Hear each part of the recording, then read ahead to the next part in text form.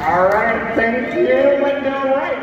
And ladies and gentlemen, a few weeks ago I received an email from Linda about a young lady that does disabled special needs art.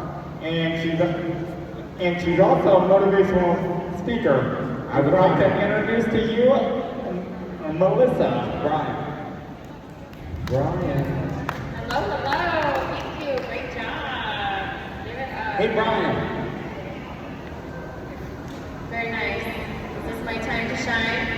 Very good. Hello, everybody. I go by Blue Eyed Queen, but Melissa is my government name. I'm an artist. I have all of the paintings in the back of beautiful, large abstract paintings. I'm originally from Detroit, Michigan, and I'm a TEDx closing speaker. So TEDx is a big conference where we talk about ideas, and I speak about emotional intelligence and my disability. So a lot of people, when they first meet me, they only see like the very top half, and they're not aware that I have extra limitations or challenges. So when I'm going through my day-to-day, like many of you here have an extra layer to ourselves, you have to almost look into an entirely different perception on what you're doing. Because if I'm trying to get into a building and I'm trying to get into the door, many times if you are not a person with limitations, you aren't aware that we need ramps to get in, we need blue buttons to get in. So 9 out of 10 times the places that I want to go to, I'm not able to physically get into the buildings. So I'll go online, I'll look at Google Maps, I'll do the thing with the doors. But I just want to give that story and that awareness to people, because you might see me standing up here with like all of this energy, but really like I like to be in my chair, I like to be pushed around on my throne, I like to kind of swear. But I want to be here and strong for you, because I know that I'm a natural light, and I've had a lot of different challenges that have brought me to that. I like to say pain is beauty to me. It shows that there's process.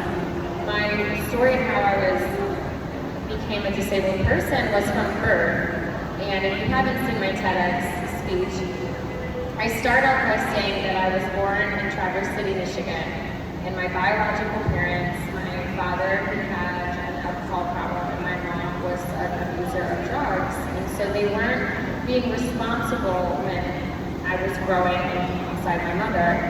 So she had to be hospitalized a few times. And then when finally she had given birth to me, she was strong enough to let me go. So she had abandoned me at the hospital. And the hospital flew me from Traverse City, Michigan, all the way to the University of Michigan, which is a really good hospital. Like they've got the very best doctors there. And that's when I knew that my fighting mentality was going to start, because when you go from being in that environment when you're first born, it's just going to continuously grow on you and make you stronger and all these things. So my grandparents adopted me, my mother and my father now. God bless my mother, she passed away recently a few months ago. She's the person that gave me this confidence. I would say, why are people staring at me all the time? What's going on? Because it wouldn't just be a stare. It would be like I gotta understand everything that this girl is doing. And to me, I like it, but it's too much sometimes. But my mother would say to me, they're looking at you because you're beautiful. They want to look at you because they're inspired by you. And my father would say to me, you're teaching them something. You're showing them that even though there's extra accessories, my friends call these my swords, I can still get around. And just a compliment like you, Matthew, what Lindell said, it's like we get around like better than able-bodied people, because we have to get up, we have to look for devices to put our clothes on, walk my dog is a chore. It's not a chore, I love doing it, I have pleasure to do it. But there's energy that's consumed by it when you're doing these things. But when you're an able-bodied person, ableism is a real word. They have everything that can be given to them, but they still act like they don't have what they want, and they're playing themselves as a victim. We are fighting to get up every day just to get in the door, and we can't get in the door. And the reason that I became a disability rights advocate. I've changed laws. Ask my friends about parking around here. I've changed laws, I've updated things on the airlines, I've really made people feel like I can't believe we haven't been doing this for the longest time. And I've learned to be patient with it, because if you let people take over your energy with how they treat you, then you're giving them that power. But if you, whatever that reflection is in that person, maybe they said something to you or they didn't approach you correctly, I always say maybe they just didn't know. Maybe it's just about time to educate them. And I landed myself here in Florida, St. Pete. It's so cute here, a little beach town. And I just think it's so cool how there's programs like the CAPI, which is a disability advocacy program and special limitations and all this good stuff that we meet every couple Wednesdays. There's Liddell, there's Matthew, and there's Anita, there's all these people that I had the pleasure to meet, and now I'm a part of this group, and I feel like I can bring a little sprinkle here, because I'm an artist, and I like to do activations, and I like to be able to say that your body is just the skin that takes you through the room. That's just what it is. It's not who you are as a person. Yeah, right? It's just what it is. It's not, when you see me, you say, oh, she's not going to be able to do it, or most of the time people will talk slowly to me, and that's okay. I'll just start talking in another language and just really confuse them. Like, right? And so I'm just grateful that I was able to be a part of this celebration and give a little bit of my story to everyone. There's so many layers to individuals that have limitations and accessibility, but I hope that with my story, I know it was shorter than we had expected, but there's some fans coming up here soon. But I want to hopefully make it so that when I leave the stage, you take away something about maybe there was a perception or another layer that you needed to learn. And then I like help. You want to help me? You want to pick me up? You want to carry me? I'll take it. Like, you want to fear me? I don't care. I appreciate the help because I know how hard it is for me just to get up and do the thing. And when I'm getting help from everybody around me, it's community.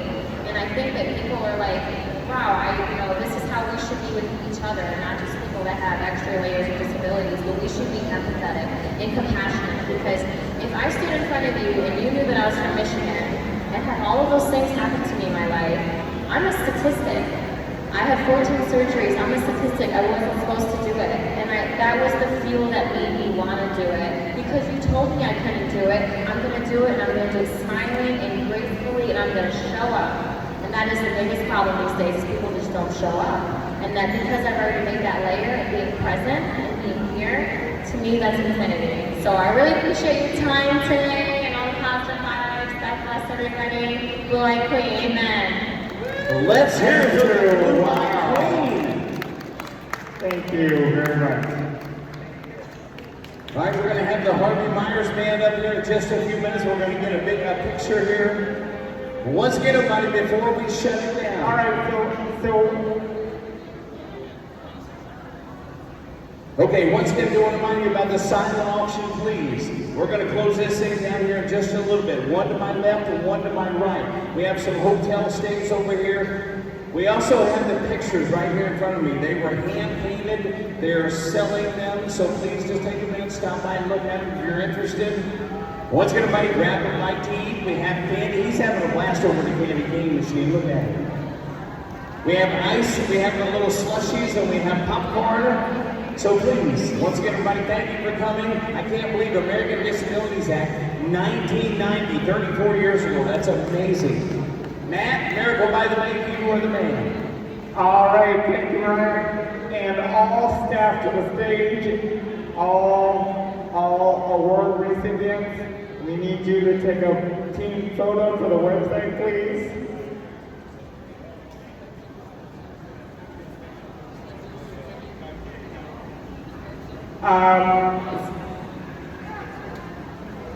Spencer, get out of the cotton candy.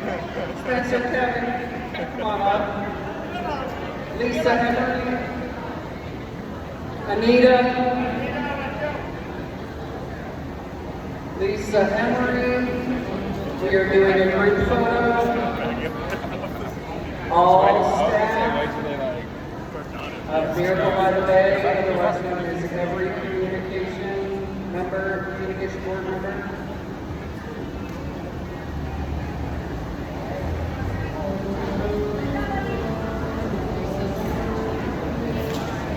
Okay. We to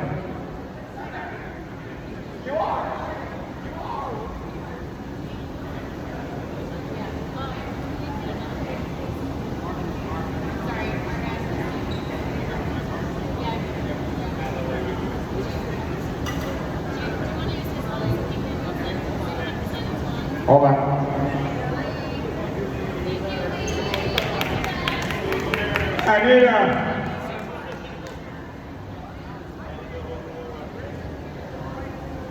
I need a dryer to the stage.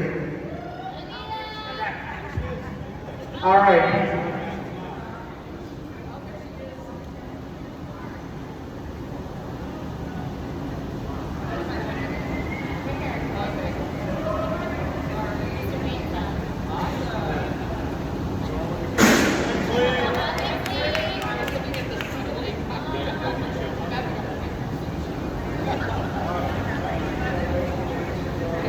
All right, ladies and gentlemen, Halloween Myers music up next. All right. They're a couple minutes from starting, man. I'll be right up there. Once again, everybody, you have till 3 o'clock to get your raffle maps done. 3 o'clock, we're going to draw the winners. We have a goodie bag from City of St. Petersburg, and Fran Haas has kindly donated a $50 Visa card.